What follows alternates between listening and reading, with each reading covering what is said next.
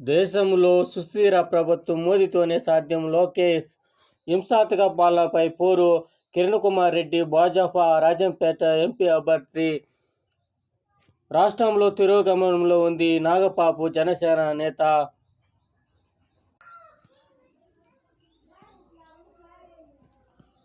12 ఏళ్లుగా గుజరాత్ సీఎంగా, 10 ఏళ్లు పీఎంగా ఒక అవినీతి ఆరోపణ లేని ఏకైక వ్యక్తి నరేంద్ర మోదీ మాత్రమే. దేశం కోసం ప్రతిక్షణం శ్రమించే శ్రామికుడు.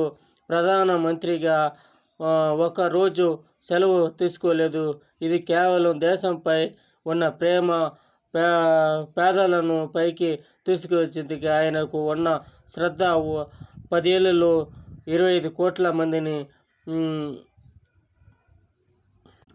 మాజీ సీఎంను గెలిపించండి బాబు కిరణ్ కుమార్ రెడ్డిని.